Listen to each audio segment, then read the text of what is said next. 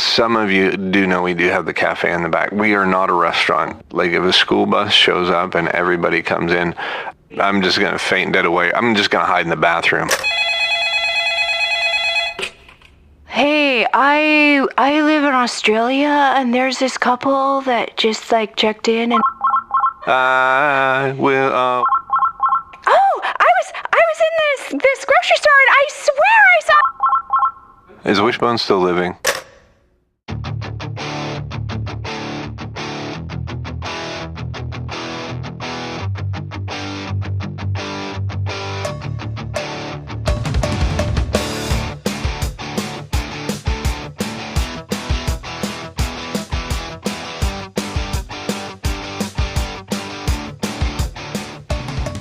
Hey, and welcome to Middle Ground Books After Hours. My name is Megan. I'm Deborah. And I'm Lance, and we are so glad you've joined us. And I guess this is coming to you 2 days after St. Patrick's Day, the 19th, I believe, is when this will air. Hopefully you didn't get pinched. How did that become a thing? I don't know.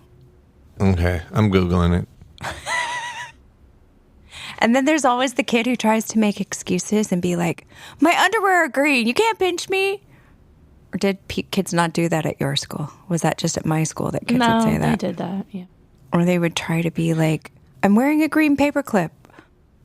Yeah, because it was like they totally forgot. So they're just like, scrambling to find something. Okay. All right, what is it?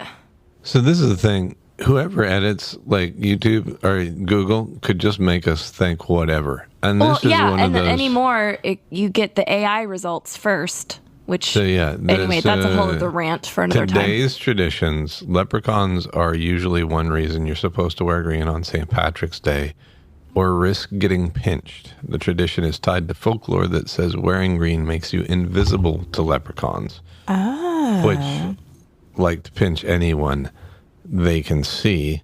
And that's according... I have my doubts. So the green is camouflage? So green the leprechaun doesn't pinch you? It's to protect you. I don't understand. Like, they're just green. I mean, leprechauns are... That could be a totally colorblind. wrong thing, like you said. I don't know. Leprechauns are supposed to be sort of... Stupid? No, Mischievous. No, they're supposed to be... Pranksters, tricksters. Yeah. And I mean, that's most of the Fae, to be honest. But if you're wearing green, they leave you alone. they can't see you, is what it That said. doesn't make sense. I could accept that they might leave you alone because you're wearing like a nice bit of green, like the green of Ireland. But I don't know. Seems a little dubious. Okay, if you are out there, gentle listener, and you know about folklore and the origins of this strange tradition, we would love you to let us know. Allegedly one person who's listening to us in Ireland. So our one friend who's listening in Ireland, you can He's probably tell like, us. this is the most ridiculous. And is St. Patrick's Day a thing in Ireland, or is it just something that Americans do? My understanding is that we have made it more of a thing. The United States citizens have made it more of a thing. Whereas Not in we Ireland, personally. No, not we personally. No, we're just the ones who scrambled to wear green so as to not be pinched. I wear green a lot. I'm wearing green right now. I guess I am too. But it's not Kelly green. I don't really have much Kelly green. Yeah, I mean, I have a lot of like olive green and like darker greens. Foresty greens. Yeah. But I think any green will do, right? Or is there that... Well, it really depends on what is, maybe some greens are visible. Like, is a fluorescent true. If it green? really is for protection from leprechauns, the shade may have some bearing upon it. That's true, I suppose. And then the people who pinch you, even though they're not leprechauns, are they identifying as leprechauns? Is leprechauns enlisted them as helpers on St. Patrick's Day? Or... I guess. So, but if you're wanting to blend in with like the green, or like should you just wear like camel print? Yeah, a lot of camel print is green. Yeah, we could just wear camo and be like, no, you can't see me. No pinching.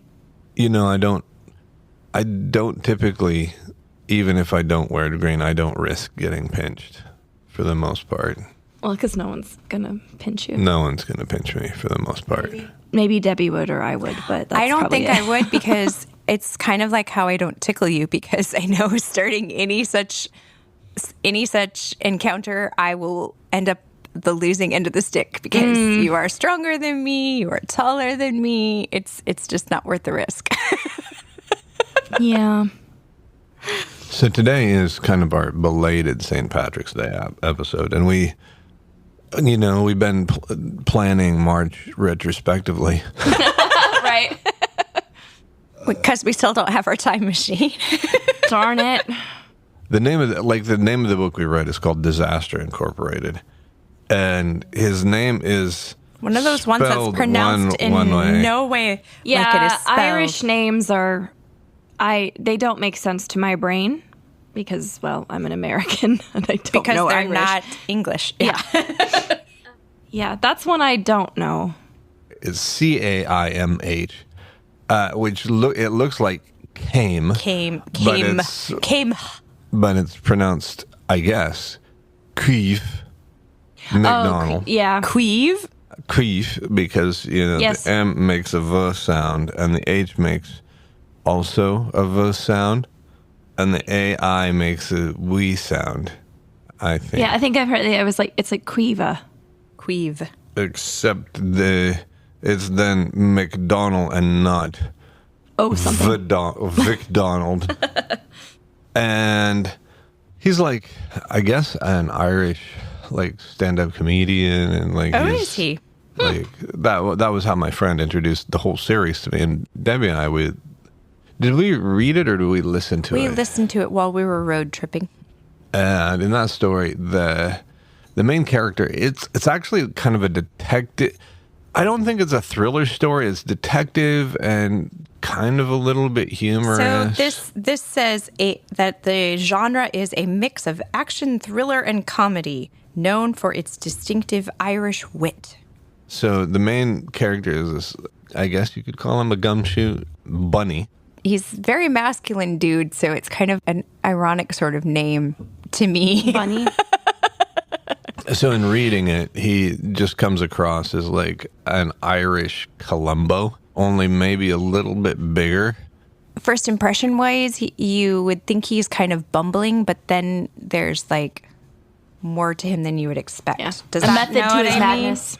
Yeah. See, and I would never have thought he was bumbling because we're introduced to him like coming into like this kind of a breakfast diner place. I wasn't saying that he's bumbling at all. So to give you an idea, the first scene where we meet Bunny in Disaster Incorporated, he's coming into this little diner on the edge. And did it tell us the town that they were in?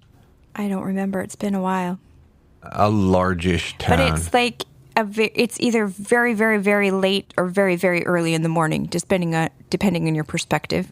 And so he's coming in and he smells terrible and he looks terrible and he's wearing a long coat, and the scene has already been set. There's this young woman who's in the corner of the cafe looking agitated, and then there's, the regulars, and then the people behind the counters, and then he comes in and he orders a breakfast, and he gets very upset because they don't have any tea. The poor guy, he just wants a decent cup of tea, and he's in America, and he can't find a decent cup of tea anywhere. Well, come to Middle Ground Books. We have lots of great teas. We even have some Irish tea. We have authentic Irish tea. Well, so we come have berries. see us. Come see us, Bunny, and we've got it for you. And we've got berries.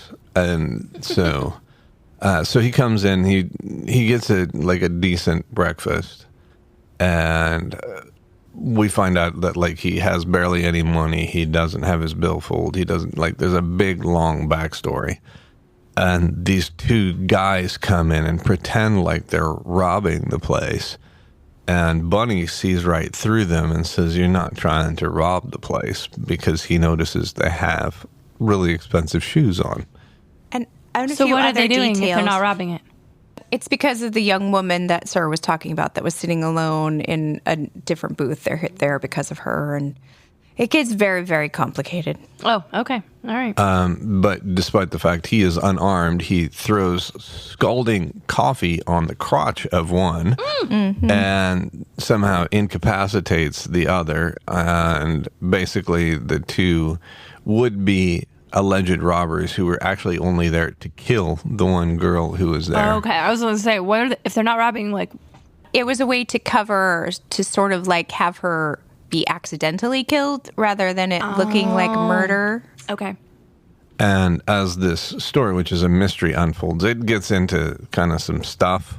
What about some things? Does it get into things? Yeah, both stuff and things. Wow. And the girl she is kind of a dominatrix who's working her way through a law degree. So, yeah, she's a college student. She's a college student who makes her living by being a part-time dominatrix. It's quite something. That she could probably pay her tuition that way. You know, really. And she has a few clients who let slip a few things that they ought not, which was why those people were going to kill her. Yeah.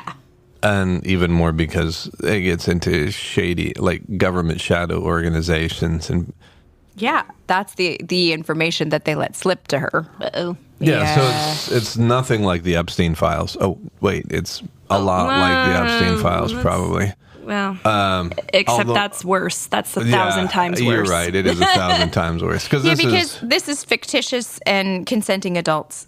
Yeah. So. But it does get into like government stuff and shady dealings and like, a lot of things. So that the government is actually then trying to kill this girl. And also because Bunny, who is actually in the United States, because he is following the woman of his dreams, his love. Who has disappeared. Dun, dun, dun. And she ran away, basically, in order to protect him from bad things happening. Oh, she didn't run away because she was like, No. Ew? No. Oh, okay. In that case, She's it's on like, that's a different thing. She's on the lam, yeah. Okay. And so, you find out that Bunny has gotten... I don't know how much of this is spoilers. I think we've said enough. I think we've said enough. And it's a series, right? Well, the first mystery, right off the bat, this is important. The first mystery that Bunny has to solve. First, he hates mysteries. He doesn't like mysteries.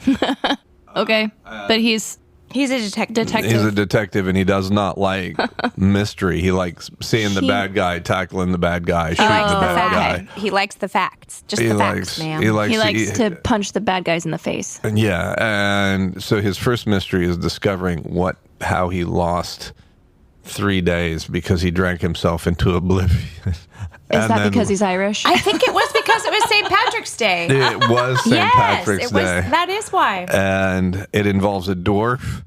Yeah, I was going to say there's a running gag with the dwarf and what it's PC and okay to call a dwarf and not call, But in this book, goes there on is for a while.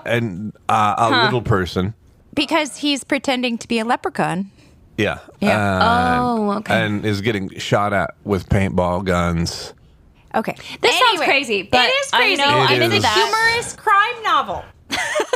And the little person, dwarf, is at one point a dog groomer and tells somebody wants to basically shave their dog so it looks like Gene Simmons from Kiss.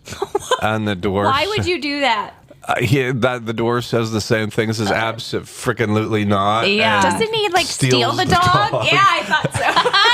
Because that's torture for the dog. Yeah. Cruel and unusual I treatment. have to say, I'm on his side for that. Well, and the dwarf brings up some good points. The little person brings up some good points about how there's a lot of stereotypes and a lot of typecasting for people. Like Peter Dinklage is a great actor, but never gets any leading roles because he's not. I don't know. He got the Toxic Avenger. Yes, but he was also cast. He was in a stage production and was cast as in a role that you wouldn't normally think. You know what I mean? I can't remember what it was. But the guy, though, he also does. His acting ability and his influence with people really shines and helps move the plot. He has a lady love who she and a bunch of friends, they put on this elaborate, how would I even say what it is? The flash mob music. They do a flash mob acting thing to help the main characters accomplish a goal. Okay. It's got a lot of interesting details. In some sounds ways, like a wild book, but I might have to check it out sometime because it's it's a little bit like it's not like Matt Danemon's Dungeon Crawler Carl or John Scalzi's starter villain, but it has kind of that Oh, that's not what I thought would happen. Right? Yeah, which is great because if you read a lot, it's nice to have a surprise An and not a unexpected predictable twist. Yeah, I was wondering if you're gonna bring up Dungeon Crawler, Carl. One of my coworkers today was saying, "I think I'm gonna have to read it." I'm like, "Yeah, you do." I mean, we Yeah, have you a do. longtime friend and regular at the store who, when he purchased it, said to both Megan and me, Don't tell Lance I'm buying this." Because we've been trying to convince him to read it forever. But yeah, my coworker's like, "I've heard you like talk about this." She's like, "I also told my sister, I think we're gonna have to do it." And she's like, "Really? I don't know. This sounds weird." And she's like, "Yeah, but I don't know. I think we're gonna have to." And I was like, yes, Diego one and of us. Diego and Kai said that they've started listening to like the immersive drama sound production one together, and they're really loving it. So, Well, Jeff Hayes is amazing. He does an amazing job. so yes, more and more of our friends are drinking the Kool-Aid. You know. I love it. I need to get my brother-in-law to frickin' finish it. Brenna told me that she was like, "I'm gonna see if I can get him to read this," and so she got it for him. But he hasn't finished it. Has he started it? Probably. I don't know. I have no I'm idea. going to say if he starts it, You he's need going to to like finish it. get on him and be like, "Hey, man, this is amazing." Do you have a moment to talk about Yeah. Dungeon Crawler Carl? Yeah. So, Megan, you're a St. Patty's Day book. I say, don't really have one. I haven't made a lot of progress on any books lately. Oh, you've been reading Sarah J. Maas. Yeah, I'm a little over halfway, I think, now on Kingdom of Ash, and To be fair, it is the most humongous book. no, it's not as long as what was the one I read? The Oh yeah, Mrs. Nor. Mr. Norrell. Mr. God, Norrell. no, I always mess up the title of this. Dang it. The Yeah. It's by Susanna Clark. I always mess up the title From every the time. mixed up files. No. It's something Mr. Strange and Dr. Norrell or something like that. Yeah. It's something like that. I always want to say Doctor Strange, but that's not right because that's a Marvel thing. But that was an even longer book. Jonathan Strange and Mr. Norrell. Yes. Jonathan one- Strange and that Mr. one is Norrell. longer? Yes. Okay. It is longer. Well, and it took me a while to get through that, like, too. it's longer than, like, Brothers Karamazov, isn't it? It's over 1,000 pages. I'm pretty sure, yeah. But to be fair, Brothers Karamazov, I think, is a little bit denser reading. Well, okay, that one, it actually was, it might have been dense, but the language in it, she wrote it, like, as if she was from that time period. You know what I mean? So it was like the language of, like, an Austen novel. Like that style. And that's impressive that anyone could do that. Because Yeah. remember how I was talking about that one historic novel that I read that I kept like having Yes. this weird disconnect? Yeah. But her, like, she did a great job. Like, It says that here, it says that book, the Jonathan Strange and Mr. Norrell, 1,024 pages. yeah, it was a big So one. if any of you have two pets, like two gerbils, two cats, two dogs, a dog and a cat, a dog and a gerbil. Both male. I mean, let's not be close-minded. Okay. It Jonathan is Strange and Mr. 2026. Norrell. Yeah, I think you need to name Yeah, them. especially if one animal is, like, short and curmudgeonly. And that one would be named, Mr. Norrell. okay. And how about the other? Is one he's- of them evil? Amiable. And Mr. Norrell is evil, I think. he's not evil. No. So which? He's but just, one of he's, them. he's a curmudgeon. Okay. But I thought is what that he one is. of them kind of like. They have a disagreement. And they don't see eye to eye on things. That's because the curmudgeon There is is a short. bad guy, but it's not either one of them, really. It's about the two of them and magic, and they, yeah. Because one is the master and one is the protege, and then, like, I thought that it there's didn't a flip. do something bad with one of them, a wife to one of them because of their disagreement. Something bad does happen to a spouse, but it doesn't have anything to do with the other men like mentioned. It's a whole. There's the fae involved, and they're always bad news, generally. So, yeah, there's a lot. So it's a historical fantasy. So it's like set during the Napoleonic Wars, and the language she uses is like written like from that time period. It doesn't use modern speech. And there's a lot of footnotes, and so yeah, it's a lot, but it's very good. And it took me a while to read, but man, it's very, very good. They did make it into I don't know if it was a miniseries or a few seasons of a show. I've never watched it. I mean, they had enough material for that. Yeah, they did. And I kind of want to watch it at some point, but I'll probably not like it. Episodes of Paw Patrol that were themed. What? Like Paw Patrol did some Jonathan Strange and Mr. Norrell themed I doubt it. episodes. If any dog show Wishbone. is going to do, yes, it's absolutely going to be Wishbone that would do Doctor Strange or Jonathan Strange. I mess it up every time. Jonathan Strange and Mr. Norrell. It'd be Wishbone. I don't know if any of you elder millennials out there know what Wishbone is or was. He's super cute. He's so adorable. I wanted a dog like that for so long because I love that show. What is he? Like a Jack Russell Terrier? Yeah, or what is he? Yep. So you should maybe give, at least for people who don't All maybe right. know, you should tell what Wishbone is. So for those of you who aren't millennials, Wishbone was a PBS show that I used to watch after school. It would retell classic literature stories, and it always starred Wishbone, the dog, in the starring role in cute little costume. It was the best. So, but yeah, it would have what was going on with Wishbone and his humans would like mirror what was going on in the classic tale that they were retelling in that episode. So a day in the life of Denosovich? I don't know if that was I don't think it was. Or like the Diary of Anne Frank?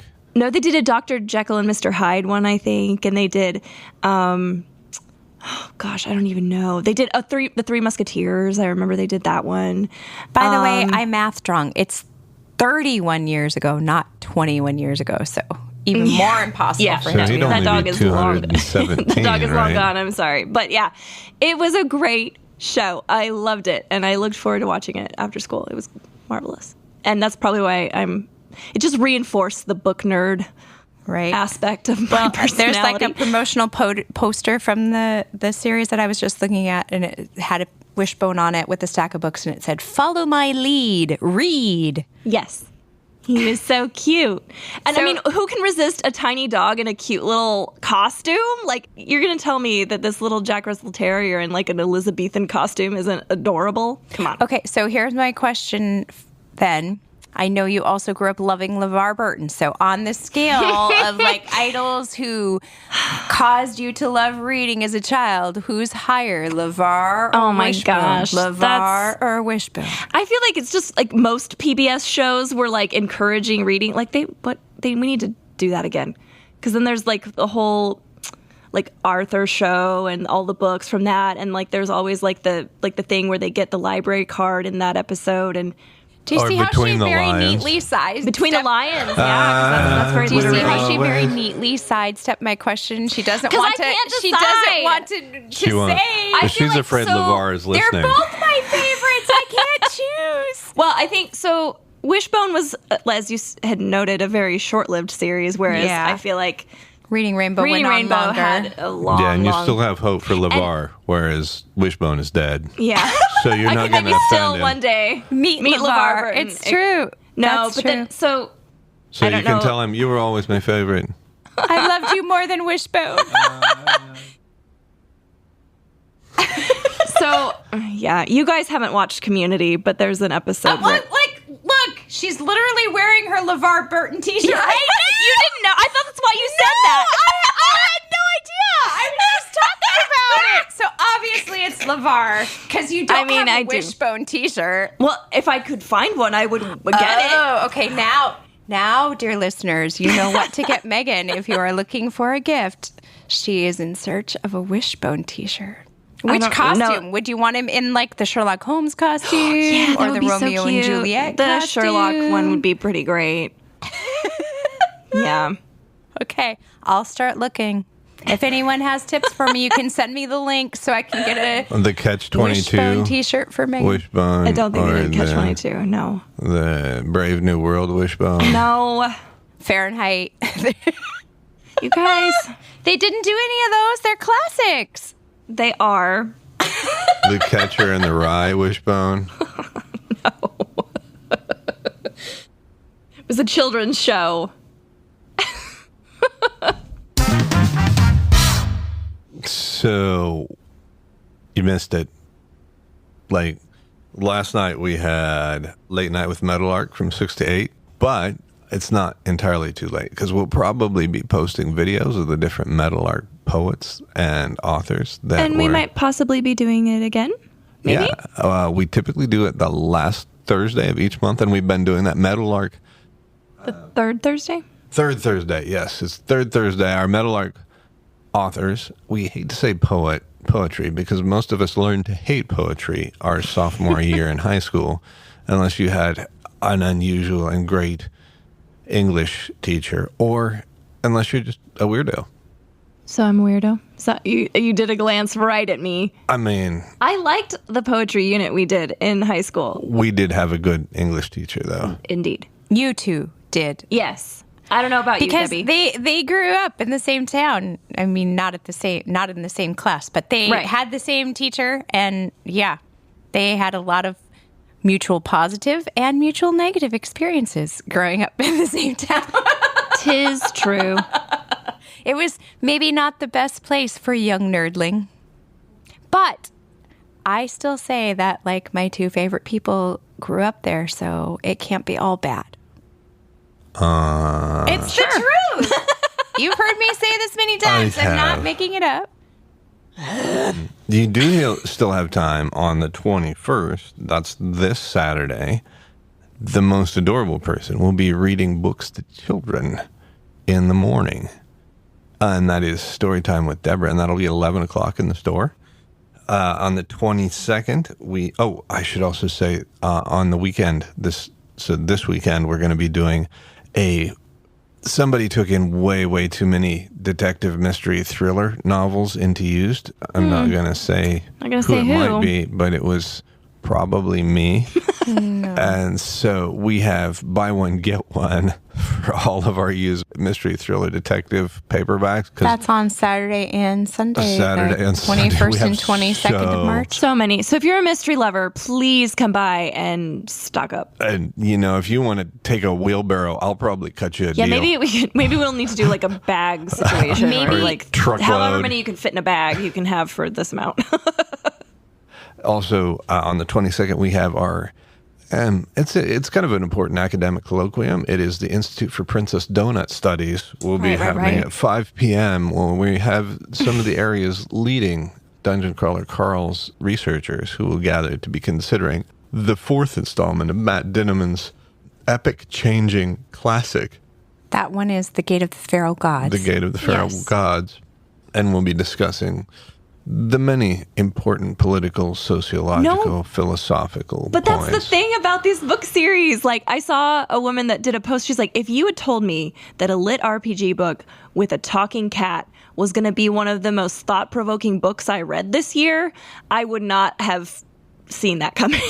Well, and the great thing about book 4, which is the one we were discussing, is that it introduces a lot of key characters. Like, this is the first time that we see them and get to know them. And so it's a very important and pivotal book in the development of Carl's found family, basically. Mm-hmm. Yeah. And kind of along that line, this book is not for everyone because we don't want everyone to read it because it's kind of like it's already getting a little too mainstream. Oh, yeah. Yeah. So let's, Shh, we're not having a book club about Dungeon Crawler. only if you're cool. Shh. Like only if I feel like if you read it and you like it, you're pretty cool. Yeah. I was just And along that line, some of you do know we do have the cafe in the back. We are not a restaurant. I keep saying we're not a restaurant. We, like, if a school bus shows up and everybody comes in, I'm just going to Say faint. sorry. I'm just going to faint dead away. I'm just going to hide in the bathroom is what I'm going to do. So we make food for people who are coming in to buy books and stuff, but we added baba ganoush. Thank you, Carl, the amazing culinary genius, Carl's Culinary Delights. We should make up a little name for Carl's stuff. With baba ganoush and hummus, like you can get, and veggies and pita to dip in it, and it's very tasty. He made the stuff from scratch. And then also pretzels. We have some little pretzel sticks, like soft pretzel sticks to dip in some yummy sauces. And still got the Sneechwich and Green Fire and the Animal Farm panini and Gepesto. It's a and perennial favorite. It's delicious. Chicken broccoli Alfredo keto soup, and it's kind of almost a baba ganoush themed vegetable soup that we've still got for a little while. It's just it's a veggie barley soup, and it's delicious. And it's from scratch. So those things are around. So we've had some menu changes. And then 27th to 29th, we are giving away tickets. There are 30 free tickets to Kansas City Comic-Con for the 27th to the 29th that we are doing with KISS FM. You can listen to the radio and pretend like it's the 20th century. You can come into the store and fill out your little ticket and be entered to win those free tickets. And we will be taking our podcast on the road and hopefully doing some on-site. That's going to be so fun. Or crazy. Or both. Especially because if we're going to be in costume and trying to. So if you guys are around, if you happen to be in Kansas City and want to meet us on the floor of Comic-Con, send us an email at admin@middlegroundbooks.com or on one of the socials, Middle Ground Books at MySpace. Don't message our MySpace. I haven't looked at it since Lance made me set it up. Facebook, Instagram, and Tumblr. No, we don't have a Tumblr. It's not 2012. That was so long ago. That was so 2012. TikTok. You didn't say TikTok. And we do have the TikToks.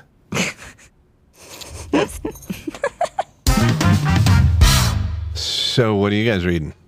I am still working through Kingdom of Ash. I just finished the book club book that's meeting tomorrow.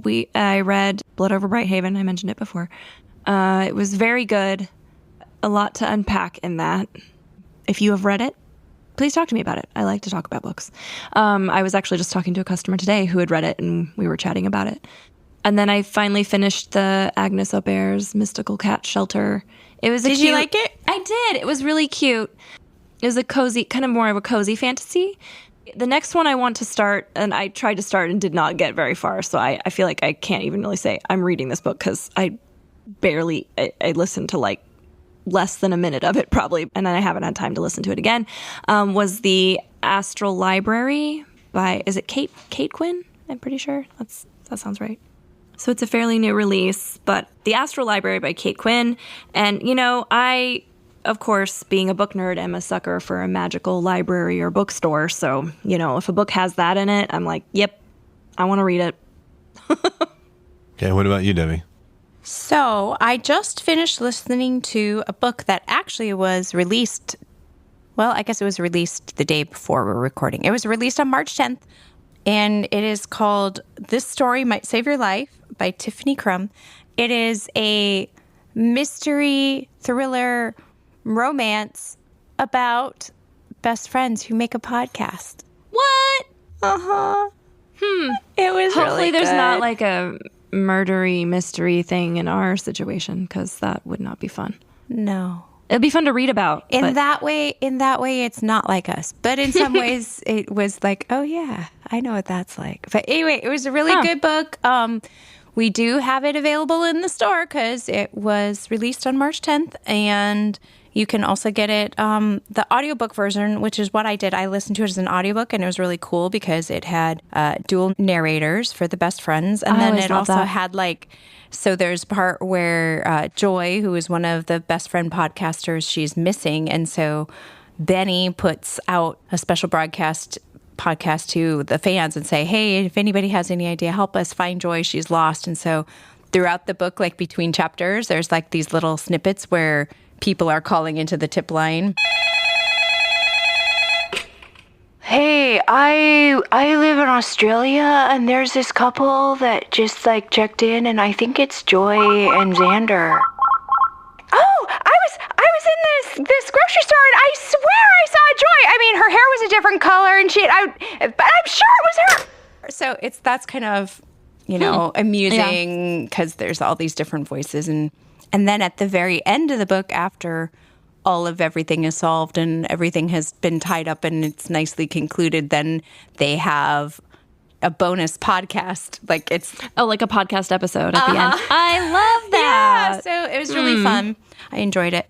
So that's the book I just finished listening to. And then as far as reading a physical book, do you remember before on a previous podcast I talked about reading The Lost Story, the one that the description said that it was if you're one of those adults who still goes around looking for a door into Narnia? Mm-hmm. So it's by the same author, Meg Schaffer, and it's the one she actually wrote before that, The Wishing Game. And so I've read probably about 4 or 5 chapters of that in an actual physical book that I picked up used from the bookstore. And I was like, hey, this is another book by this author that I liked. So I'm enjoying that one too. Okay. It's really good. And then I'm also reading a digital book. It's like I have to have all these different things going on. So as an ebook, I'm reading The 10,000 Doors of January by Alex Harrow. We need to talk about that when you're done. I've barely started it. Oh my goodness. I loved that book. I haven't gotten into the meat of it yet, but the opening, you know how the first few chapters have to get your attention and be like, okay, yes, I want to keep reading this book. But sometimes that doesn't happen. You're like, okay, I guess I'll keep trying. Right. Yeah. But no, this one was like, okay, yeah, this is a good beginning. So I think I'll like it because I really enjoyed Well, you and I both liked The Everlasting. Yeah. So I'm thinking I like it, but I haven't gotten into it. I'll have to report back later about how it turns out. Well, and I want to have you guys, once you're both done with your various book club books, we'll need to hear about those on the podcast. Oh, it's true. Yeah. You talk to your books quite a little bit. I mean, technically we could talk about them because this episode will air after that. So yeah, go ahead. Well, we're already at 45 minutes. Oh, I see. Sorry. For another time. Okay. What are you reading, Lance? I am actually, instead of talking about what I'm reading, I'm going to talk about what you shouldn't. So and I said 15. That's on the shy side of actually what I'm. So these are the ones I decided this last week that are DNF. So did not finish, will not finish, don't care to finish. Super Nintendo. The game-changing company that unlocked the power of play by Keza McDonald. If you want to read a play-by-play corporate history of the developers and the world of Nintendo from a business standpoint, then this is the book for you. Or maybe you're a Nintendo super fan, I guess? If you would have to be a super fan, but not about the fun parts. Oh, well, that's a bummer. If you really enjoy the games, this is probably not going to be the one. I just overheard in the bookstore someone complaining about Nintendo today. So that person would not be wanting to read this book. I tried on this one. I made it halfway through and then, it just didn't get better. Next, all about allergies, everything you need to know about asthma, food allergies, hay fever, and more by Zachary Rubin, MD. I did not make it as far in this one. Zachary Rubin talked a lot about his YouTube channel, et cetera, and this was to be the compendium to help those who really wanted to know about allergies. Okay. Didn't enjoy the voice. Did it give any helpful information? I could not make it that far because it really, most of you know I read a lot of nonfiction because nobody else does, and that's okay. If it feels like a high school speech project, oh dear, it is very difficult to continue, and that one did kind of have that vibe. That's sad. It's So he's a better doctor than he is. Well, do you think it was just because the audio wasn't great? Maybe if it would be a good reference book to have, to reference. Yes, and this was both of these were audio that I made it through. I attempted to make it through. And audio, I feel, especially since we get advanced listening copies, I will take a chance on books that I would not normally take a chance on. Yeah. It's true because you're not, like It didn't cost me plunking down. $17. Yeah. Like, yeah. it's- Or more, because like Yeah. a new hardcover book is going to be a lot more than that. And this is one that I've never talked about, but when trees testify, it was supposed to be science, wisdom, history, and America's Black botanical legacy. Oh, I tried. And that was supposed to be for Black History Month. I've been kind of slowly trying to plug away on that. But it really, 4-H project talk, high school speech project, like it did really have kind of that vibe. Granted, I'm not much of a nonfiction reader. But to me, I feel like but- audiobook versions Yeah. I can usually do better than just reading. I can do nonfiction as an audiobook better, but I always add some nonfiction when we get our advanced listening copy drop at the beginning of the month, and then I never listen to them. I always end up listening to a fantasy book. But in terms of what I did finish Beowulf, totally recommend. And in fact, we're getting copies of actually Tolkien's translation of Beowulf in the stores soon.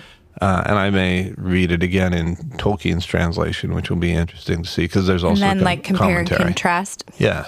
And otherwise, we probably will be talking about Matt Diddleman's Operation Bounce House sometime in the near future, as well as Megan and Deborah's their book club picks. And otherwise, we will look forward to seeing you all hopefully at Kansas City Comic Con, especially if you don't happen to be Emporia, a denizen of Emporia. I like to consider myself a denizen. Okay. I think you would be a denizen of the deep if you could live underwater. Like a merman. A merman. So until next time. We'll meet you in the middle.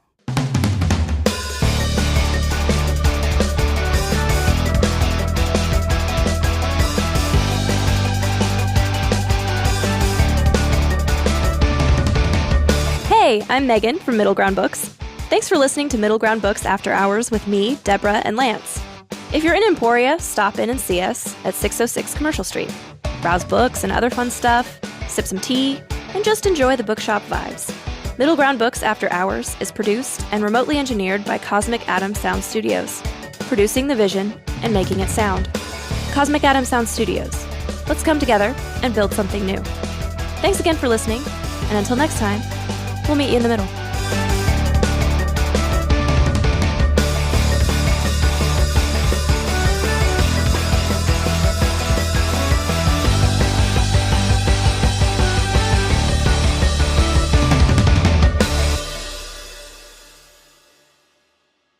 Is Wishbone still living? No. That was so long ago.